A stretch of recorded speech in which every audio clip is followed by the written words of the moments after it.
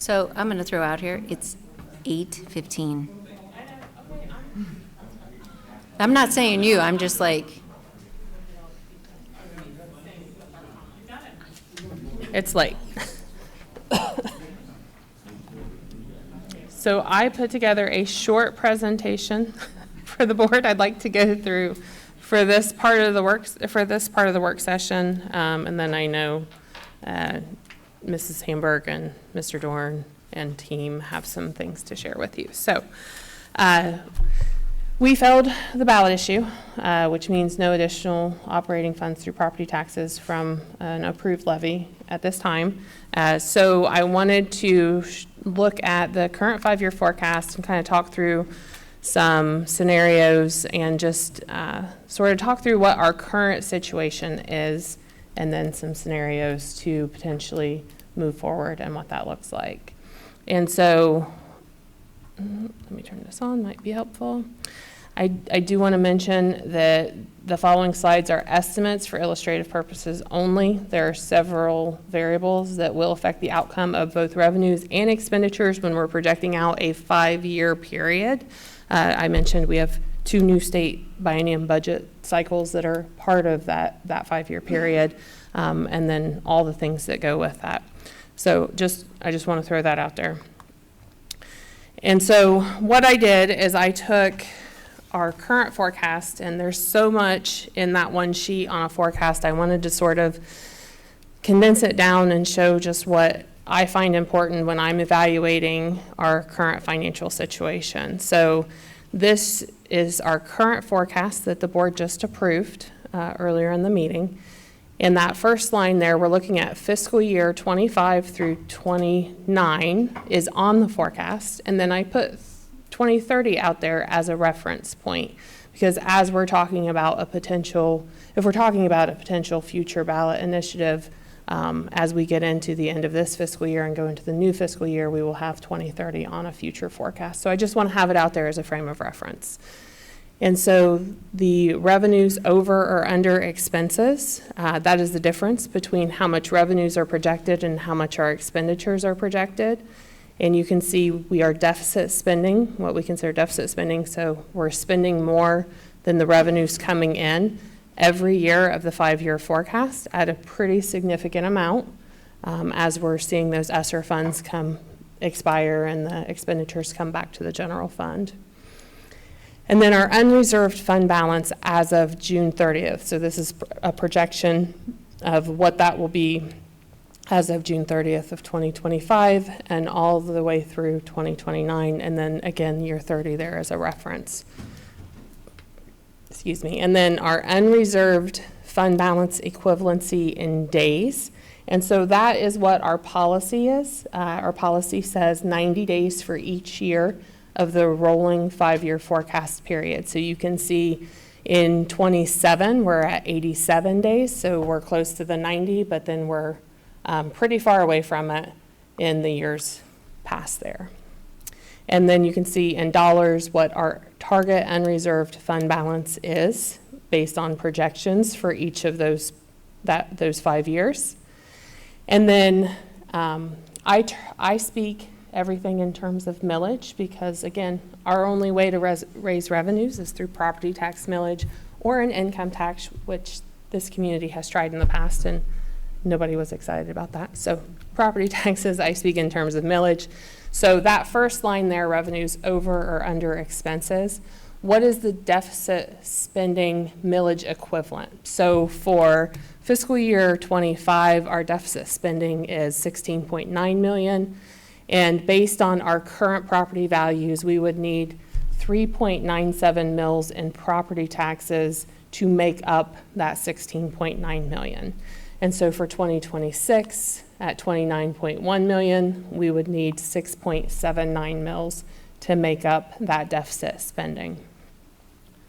And when I am reviewing a 5-year forecast projections, and I'm looking at the deficit spending, and I'm working to make a recommendation to the board, I would typically look at what is the average millage equivalent of that deficit spending throughout the 5-year forecast period.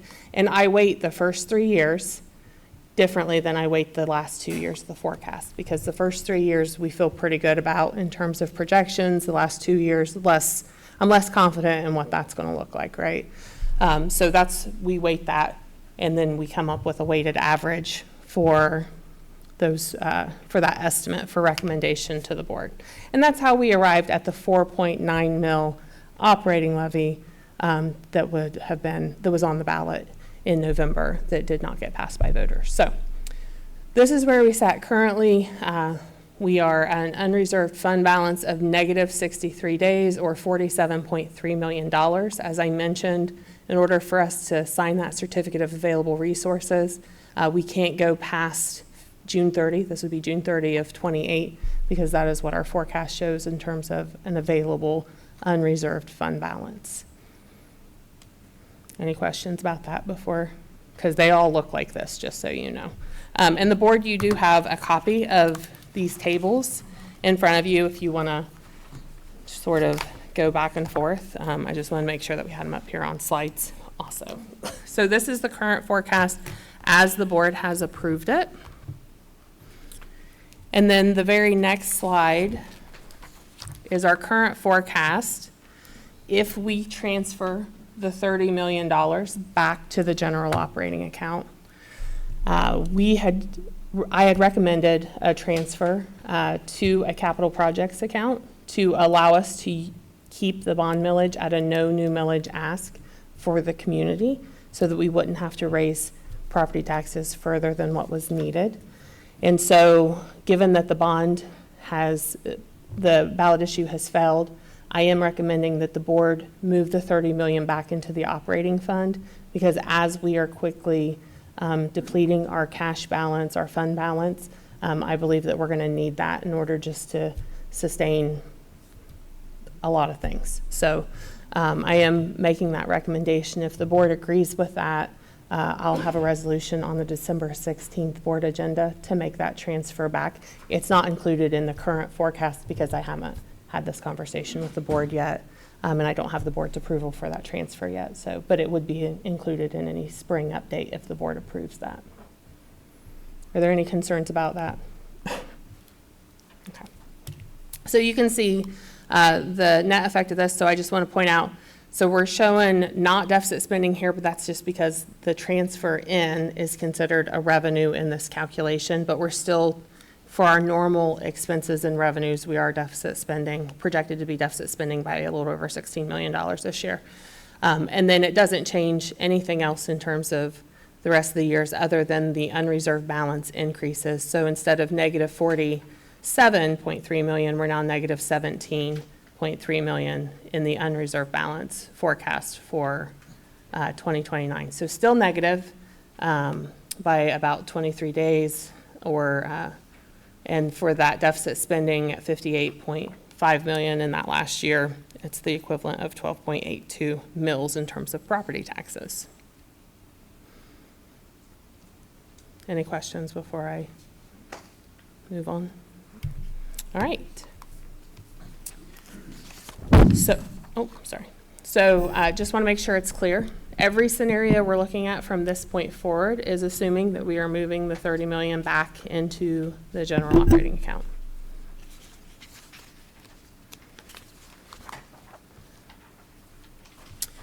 And so I want to take a look at what the effect of an operating levy that would be passed in calendar year 2025, first collection year 2026 would look like on the forecast with various millage amounts. So if we look at a 4.9 mil operating levy, which is what was on this past November, it's projected to generate $20.8 million. So we generate about $4.2-ish million on each mill of property taxes based on our current assessed values.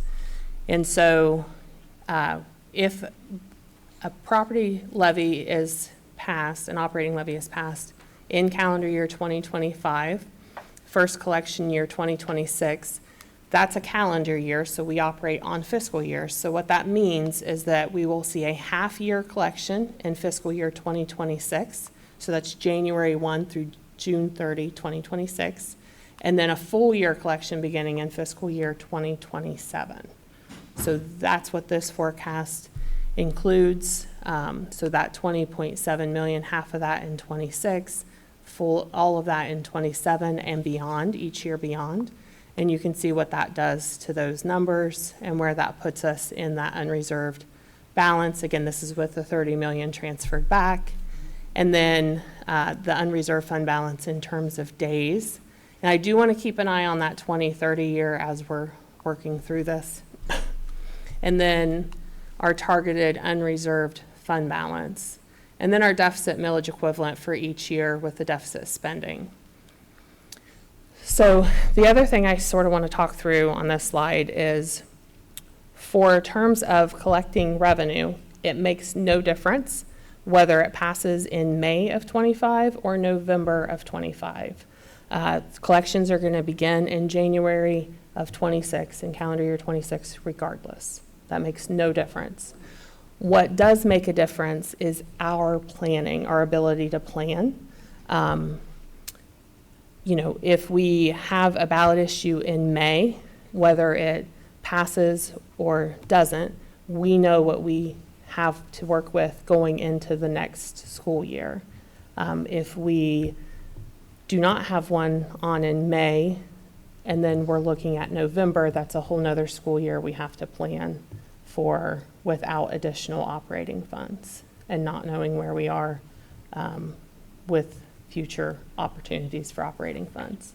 And then if there is nothing in 25, then that's, we're back to the original forecast where we have to make up that shortfall. So does that make sense? Yeah, but we'd still have to plan for the austerity measures, right? So. Yes, so let's go through the scenarios. Yep. So as we look at, if you go back to the current forecast, sorry, I have all my lovely slides here with the 30 million. Our revenues are less than our expenses by 29 million in 26, 39.9 million in 27, 49.2 million in 28, and 58.5 million. The 5-year forecast is assuming, on average of all 5 years, a decrease over that time period of about 0.5% in revenues, as we're projecting diminished fund balance and the decrease in interest earnings that are going into the general operating account. And as we are continuing to look wealthier to the state, we do have some slight increases for property taxes for the update year in 2026 that for the inside, that 3.8 mils of inside millage, and then a small estimate for new construction based on what we've seen historically. And so that is what the projections are showing in the current forecast. So we're subject, it depends on what the state does with the funding formula, right? And it depends on whether we do get additional operating funds, if we can maintain some sort of balance that we can earn interest on, and what interest rates look like, and all of those things. So we take all of that into account. But this forecast assumes a net decrease on average of about 0.5% as those calculators are done at the state, and we continue to look wealthier as a local community. So the state expects our local community to pick up more of the bill. And then on the expenditure side, the forecast assumes around a 6% increase in expenditures year over year. And so that is based on our current budgets that we have approved, that we had approved at the beginning of the year. So what is in our current appropriations? And that also includes placeholders for base increases. So we have 2% base increase in this forecast as a placeholder. We have several contracts that will be up for negotiation during this time period, and so we don't know what the outcome of that will be, but that's what's in the forecast. It also has a placeholder for additional staff, so 5 certified FTE based on a new average higher salary amount and benefits that go with that for 5 certified FTE, and then 1.5 classified. So that's a calculation for a dollar amount as a placeholder as we're looking forward. It also has savings built in of $1 million a year for turnover of our staff. So you heard Mr. Cooper read a very long list of all of the people that are retiring. There were some changes to the retirement system this year. And we have people retire every year, or just people leaving and then someone lower on the scale coming in. And so that changeover and maybe positions that we might be absorbing through attrition and things like that. So that's what's in the forecast currently as we sit here today that was approved by the board. What we've asked our buildings and department leaders to do is to take a look at their current budgets. So like I mentioned, what we have is their current budgets in the forecast, is to take a look and see if they can target a reduction of 20% in the current year. And that for their base going forward. So it's not just a current year reduction, but an ongoing in perpetuity reduction, essentially. Now, I do want to point out not everyone is going to be able to do that. Some budgets just, they are required costs that we have that you just can't adjust your budget that much. For buildings, a lot of our building budgets are based on fees that we collect from families, and so we can't reduce those. We've already collected those fees, so those budgets will remain the same. But we do have a per pupil allocation that we allocate aside from the fees that is being looked at currently, and then our departments and all of their budgets that they are dealing with. Our curriculum team is sort of putting a pause on some studies that they're doing for future curriculum unless it's absolutely needed or absolutely required at the moment. We're having conversations about our technology refresh and the one-to-one implementation and what that looks like. And so those are the kinds of things that we're looking at right now. And I know you have a document that everybody's going to go through, but I just want to make clear that what is in the forecast is the current budget that was approved by the board, and that we haven't made any changes to the forecast based on that. So you can see where we are. If we're not on the ballot, we have revenues and expenses that we need to get in line very quickly before we deplete our unreserved fund balance going forward.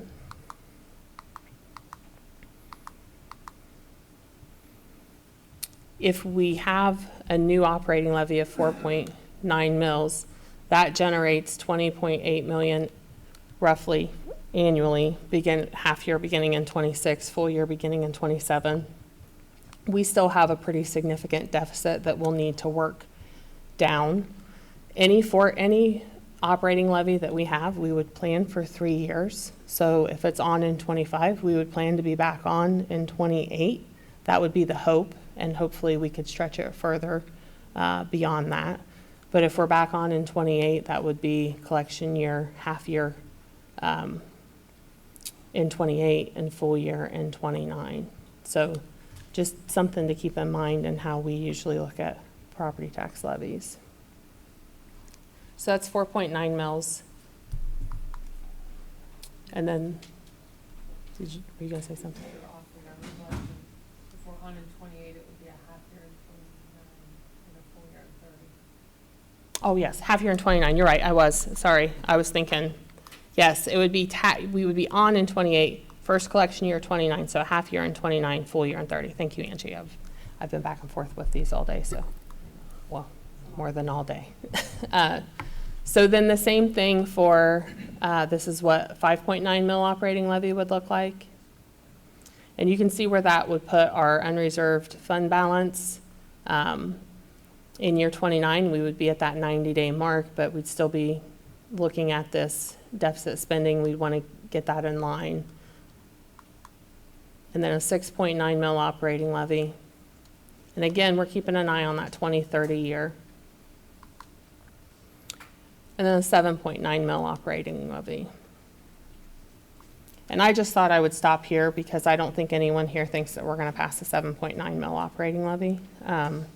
So I just want to show you what, in terms of new revenue, what it would require in order for us to meet that minimum fund balance. And so our target has to be at reducing our growth in our expenditures going forward versus trying to get the millage to make up the difference, if that makes sense. Yeah. Yeah, it needs to be a combination of the things. Yeah. Does anybody have anything, any questions we want to walk through with that? I do have a question. The 2% base increase, how exactly is that specific percentage determined? And then would an increase to 4% make much of a difference on these numbers? Yes, it would. So we've been historically at around 2.6%. This year it's 2.7%. So the 2% was just put in as a placeholder for projections going forward. I didn't think it would be responsible to assume 0, but without any current negotiated agreements that go out that far, I don't have anything to base it off of. Thank you. Mm-hmm. And I should also mention, it's 2% on the base, but this also assumes steps would increase. We would continue to give growth for education, for columns and things like that for our associations that have that, so. Real quickly, just thinking about the state's GRF budgets, right? So there'll be a new one introduced this February. The governors will come out in end of like February. Legislature will pass hopefully by July 1st. So then you're looking at that's FY 26-27, right? So come July, we'll know what it looks like 26-27. But then I just want people to understand that when you get out to 2029, again, right, we don't know what that GRF budget's going to look like. So I know you've said this once or twice, but can you remind us how you model those that we don't Yes. yet know? That's a great question. Thank you for asking that. So this forecast assumes the current funding model that we have based on the local capacity calculations going forward. It doesn't assume any increased base costs. So you know how they're using 2022 numbers still. It doesn't assume that those will be updated to anything beyond 2022. And again, every meeting I have been a part of where there's been any state official or any conversation that's been had with state officials, it's all, they're saying, you know, don't expect much this budget season. But that's what it's based on, is the current funding model continuing. It also assumes the rollback reimbursements are going to continue, and it also assumes the way property tax law works today continues. And so there's a lot of conversation, and I cannot stress this enough. We receive 64% of our operating revenue from local property taxes and about 27% from the state. Those are our biggest sources of revenue. And when they go messing with property tax law or state funding, it hurts us every step of the way. And so there's lots of opportunities out there for things to shift one way or another that could mean a huge impact to our local community, all while the state continues to put requirements on us, significant requirements that are no small tasks. I mean, it is mind-boggling to me how the state expects us to fix the world's problems, but yet doesn't want to make sure that we're funded in order to be able to do so. So it's just my soapbox. Yeah, thanks. And there is a small portion that comes from federal dollars, correct? Yes. And that's kind of up in the air, I think, going forward into a new administration based on some of the things that we've heard Right. from. I have a slide for that. Oh, perfect. So there's been a lot of conversation around the federal Department of Education being abolished, and I've received several questions about this. So I just want to make sure that everybody understands the federal grants that we receive. So these are all entitlement grants, but our fiscal year 2025 allocation, you can see we have a district total here, and then we have a non-public total, because again, we're required to service private schools. And so we have to service their grant funds as well and account for those and do all the things with that. And so in total, the district receives about $7.1 million in the current allocation. A total FTE, so the full-time equivalent of an employee, is about 50.13. And that's what our fiscal year 2025 allocation is. And then we have a 2024 carryover amount. So depending on the grant, you're able to carry over some of the funds if they're not fully spent. And so we have about 7.3 FTE out of there and a little over $1 million. And so that's what we have today based on our student demographics and makeup and what the federal government is funding us. I saw Lieutenant Governor John Husted actually posted on social media recently about how great it would be if the Federal Department of Education went away, and assured whoever his followers are that public schools would not see less funding if that were to happen. They would just hand it down to the states, and then the state would, sort of facilitate all that. So I just want to make sure everybody knows what our funding is today in case that does happen, because I'd like to not see a decrease in that funding, at least, going forward. So when we talk about the non-public schools, can we talk a little bit about our partnership and talk about the resources that we share? Because I think it's kind of confusing for people to understand that the components that we help with, because it's quite Sure. a few. There's a lot. Who wants to talk about that? Juliet's not here. She's really our person. So When you say the resources that we share, you mean people and transportation? Yes, so we do provide transportation, except for when we have payments in lieu, as we had earlier this evening, for efficiency purposes. But we do provide transportation to several private schools or non-public schools in our community. And we do also provide, for example, at St. Paul, we provide a nurse, we provide a reading teacher, we provide a counselor, we provide EL services to a couple of schools in the district, so we do provide services. We do have employees that provide services for the district, or for the non-publics. special when- education does the evaluations. Special education does the ERTs, the initial evaluations, and if the student resides in the district but still attends the non-public school, we still also provide the IEP services, write the IEP, I should say. Sure, and that's not just for St. Paul's, it's other schools, right? We also have, because we have 7 Title I buildings, they get that designation based upon their demographics and economic status of the students. 7 of our elementaries are Title I buildings. Any student that lives within the boundaries of those Title I schools but goes to a non-public and needs reading intervention services, we provide those too.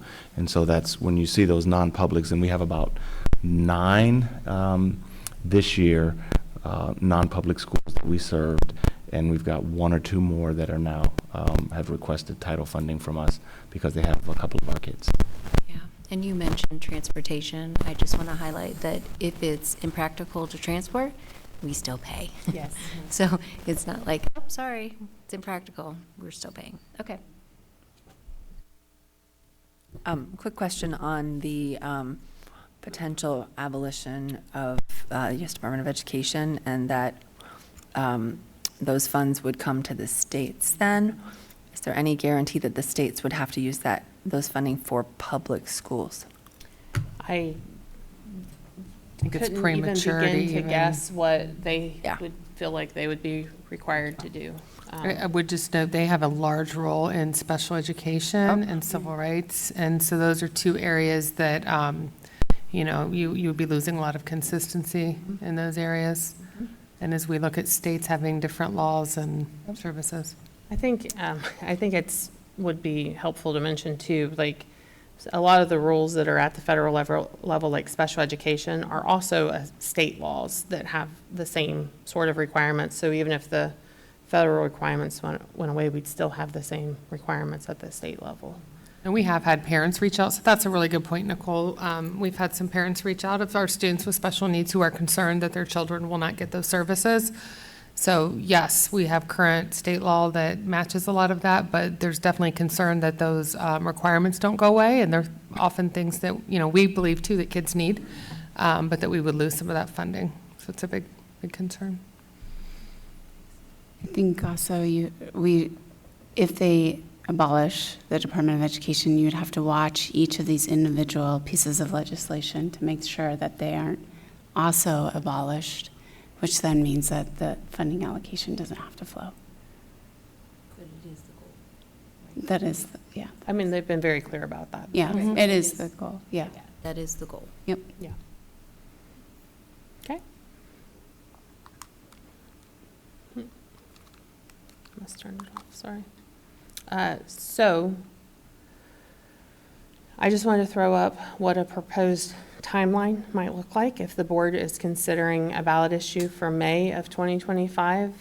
We do not have a board meeting calendar set yet for calendar year 2025, so I took a guess on board meeting dates based on what we've done in the past. So resolution of necessity could be considered at the January 13th board agenda, and then resolution to proceed. So in this time, I would file with the county auditor.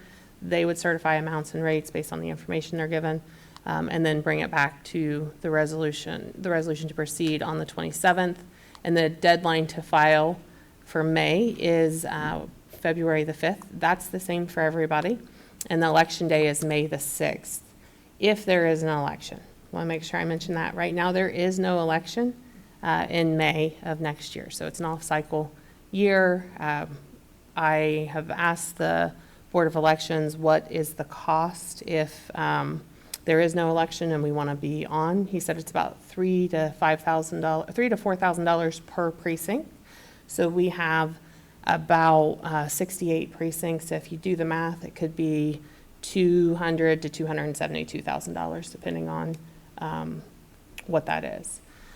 However, the state of Ohio is considering a ballot initiative for some public works projects that they have for local governments. It's very popular with local governments.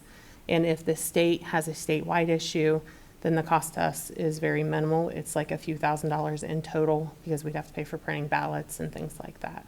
So, but just to note, the state has the same deadline that we have for filing. Although I do feel like the state, the way they move things along, we probably would have a pretty good idea if they're intending to have an election as a statewide ballot issue. So that's May. And then if the board's considering a November 2025 ballot initiative, again, best guess with board meeting dates, as we haven't established a calendar yet. But I would recommend having a board meeting on June 23rd, and then a resolution of necessity on the board agenda then, and resolution to proceed on July 7th. The deadline is August the 6th, and election day is November the 4th. And we will have an election on November the 4th next fall. So, and I also do want to mention, these dates are based on us not adding a bond issue. This is just for operating. If we were to add a bond issue for a combination or either or like we have in the past, and we needed to seek state consents, then we would have some resolutions we'd need to file in December in order to have all of those worked out in time for the ballot issue. So I just want to put that out there. Okay. That's what I have. What questions do you have for me? Angie, what are your thoughts? Well, obviously, Nicole and I have spent a great amount of time discussing this, along with the rest of the team. And at this time, I would recommend that we do move the $30 million back and that we table the bond projects. You know, obviously, we have some aging facilities and some needs that we would like to address. But the greater need with not passing the ballot issue, it was still this month, wow, yeah, a few weeks ago, is that we secure operating funding. And so we did receive some feedback when we were out talking to various groups about the combined issue, and I know we've been successful with that in the past, but in the short term, I think to simplify and just look at operating funds would be my recommendation. Nicole mentioned earlier about the timeline of May versus November, and I would recommend, if you're looking at a 2025 ballot initiative, that you look at May versus November, because I do think I would not be comfortable starting another school year without knowing if we have funding secured for the following year. And it's really hard to cut programming in the middle of a year, obviously, and I don't think any of us would want to do that. So we would need to, in addition to the austerity measures that we're already working on and that we'll continue to work on, we would need to look at an additional round of cuts that would be more significant going into that school year. So I would prefer giving the community an opportunity in May, hopefully there's an election, and being able to give them a list of kind of what we're looking at going into that election. So if we would go on in May, we still, and move the 30 million back, we still need to make some austerity measures. What amount are we looking at there? Yeah, so for, if we're on for a 4.9 mil levy, I think we still need to be around $10 million in austerity measures. And that is a very rough estimate because we don't know what state funding will look like. We don't know, there's a lot of things we don't know. Sure. Especially right now. But I would be comfortable around $10 million.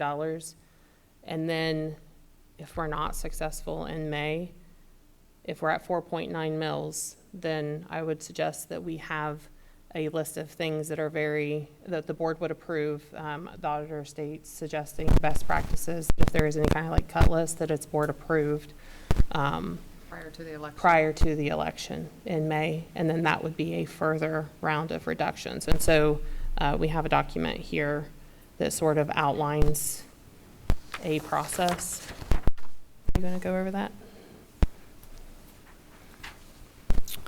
So, but let's back up and make sure everyone's clear in hearing what you're saying. So move the 30 million back, potentially go on in May, still make some austerity measures.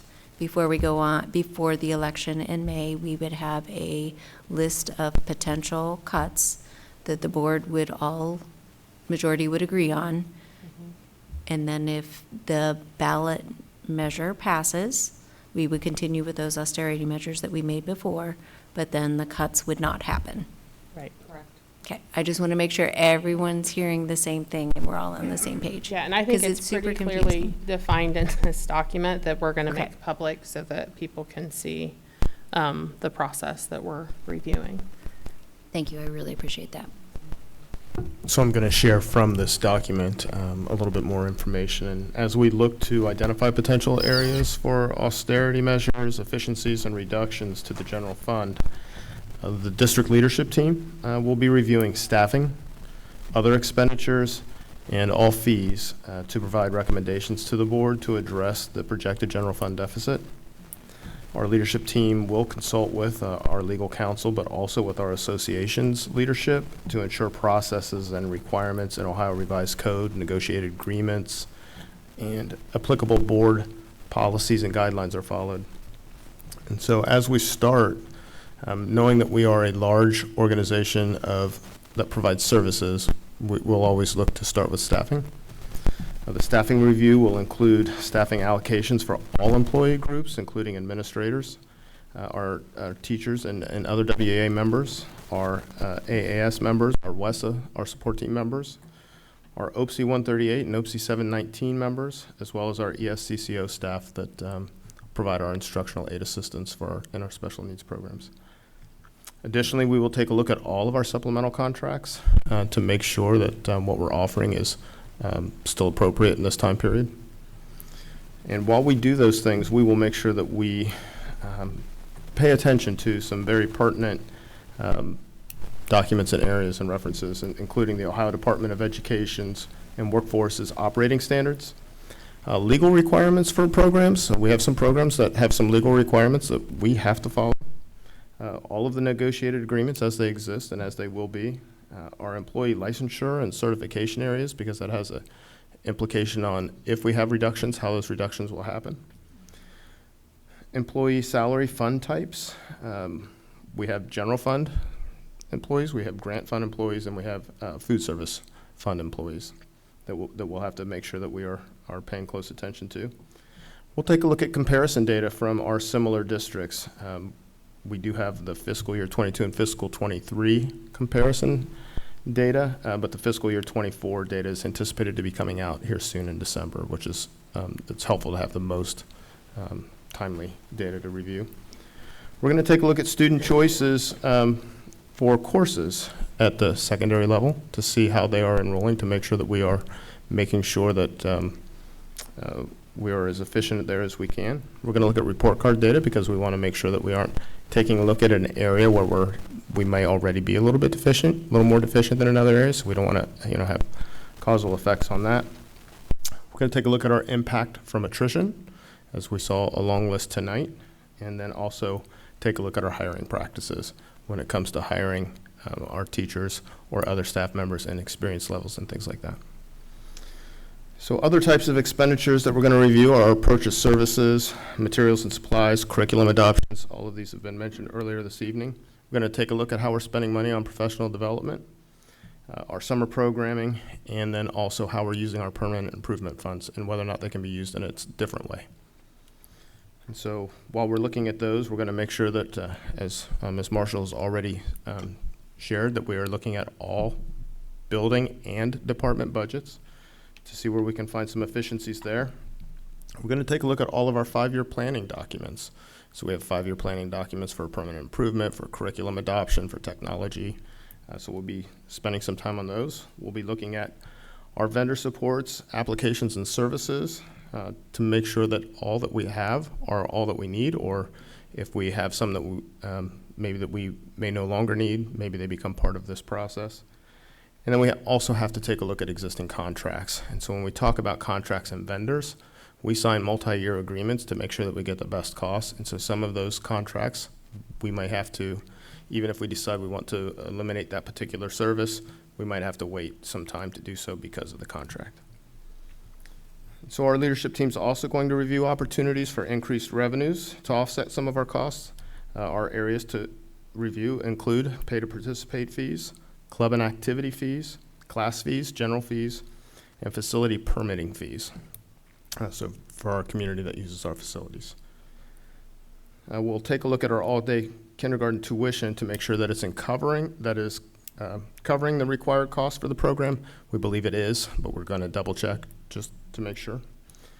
And then we're going to make recommendations to the board as tiered groups, which we've already talked about. So those initial level of efficiencies, and then what we would propose to do in the event that we are not on in May, or if we are on in May and are unsuccessful, to start the next school year, and then what would happen if we would not be successful moving forward in November. So we'll present that tiered approach.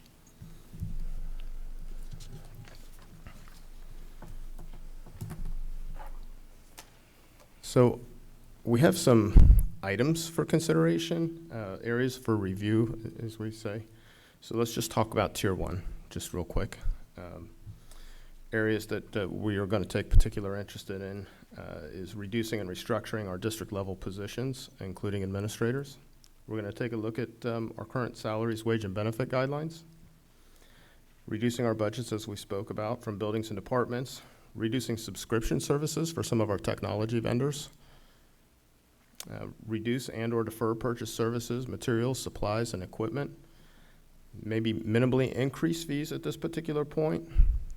I'm going to take a look at the general fund turf, transfer to the turf fund, and maybe consider eliminating that and actually sending money backwards.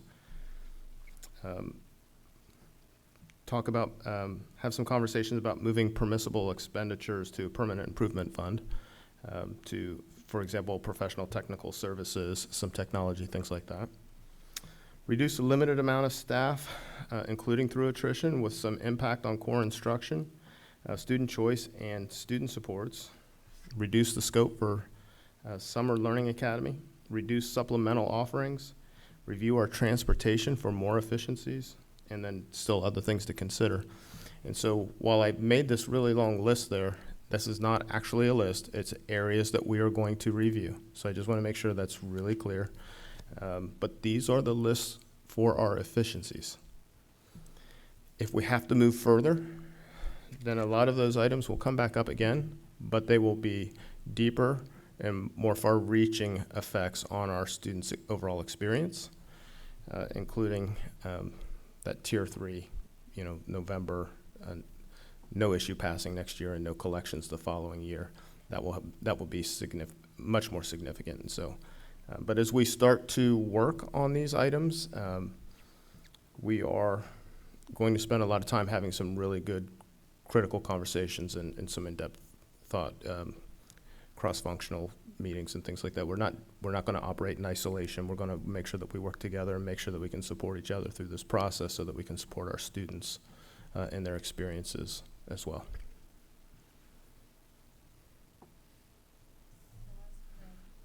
I turned it off, sorry. So as you guys are starting to do all these conversations and knowing we have this timeline too, right? And thinking about, we have to make a decision if and when and at what amount we go to the ballot.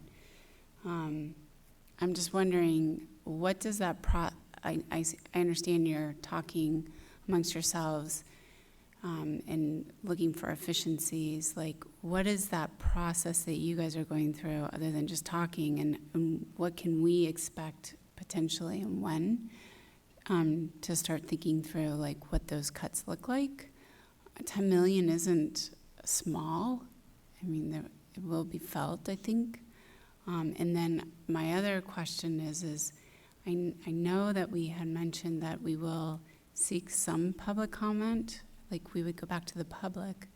And I'm wondering what that looks like. Could we use maybe, like, and this is all just off the top of my, like, the strategic planning committee that was put together and survey the rest of our community, or do we survey the rest of our community? So I'm just thinking about those things. Those things are on my mind. So when I say that we're going to have some conversations about it, we're going to talk about, we're going to sit down and we're going to look at data. We're going to evaluate that data, and we're going to provide the financial implications of those items that we're having conversations about.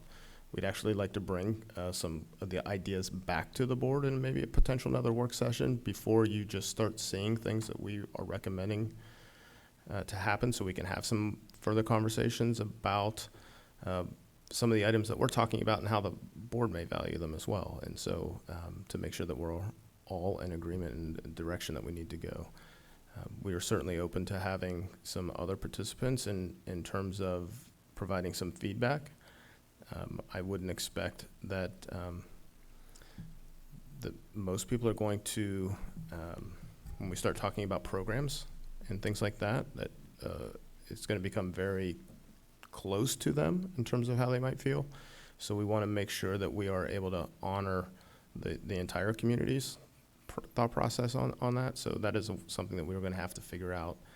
But I think we'll hear quite a bit if we do, in fact, generate a list to talk about the post-May, about how people feel about some of the items that are on the list. So there will be plenty of options for some comment, but we can't allow for comment until we give them something to comment on. So I think we need to come back relatively soon for another work session. I mean, that would be my suggestion.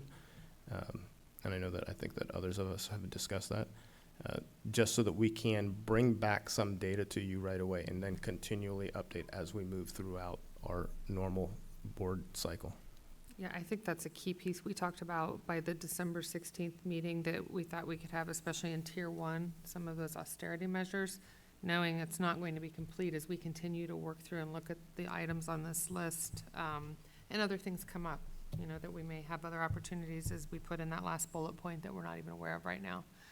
So we think from a Tier 1 standpoint, we would definitely have some information by December 16th. And then in the meantime, we'll be starting to work on that Tier 2 on what are some dollar values, as Scott said, that we can bring back and have some dialogue around. We Yeah. also don't want to rush that. So if we're talking about a list that we're saying, in collaboration with you, that we would be asking you to vote on prior to the May measure, we want to make sure that we are thoughtful and not hasty with that. Appreciate that. I also know that these board meetings are an opportunity for the public to come and tell us how they feel about it too. So I just want to acknowledge that.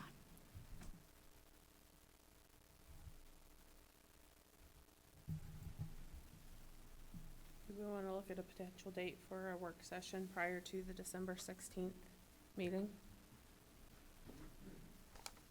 While I have you all here.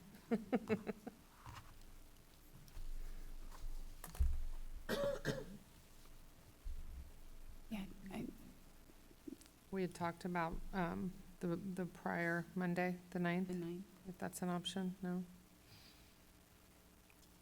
See, and Louise is saying that's a conflict. Oh, okay.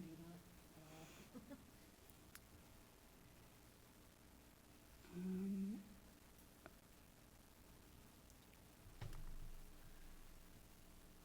What about?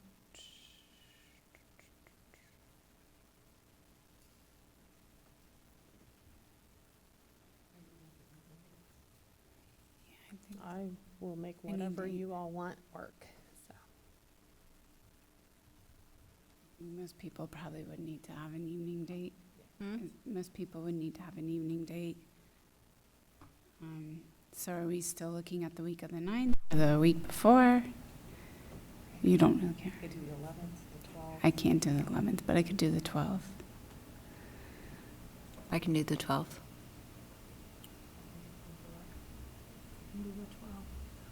Is it? So the 6 12th. PM, does that work? We're used to 6 PMs.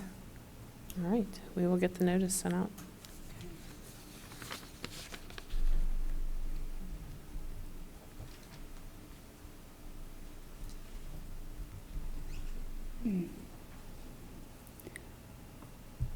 I just want to thank you guys for putting all this information together.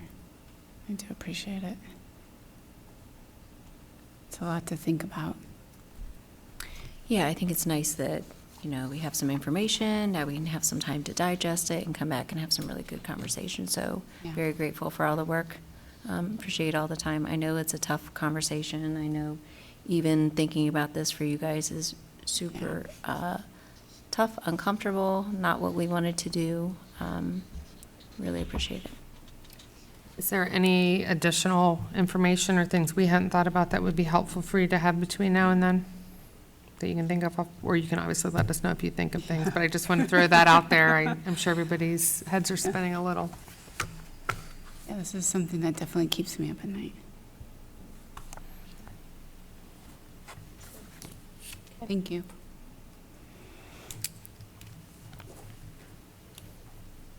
All right.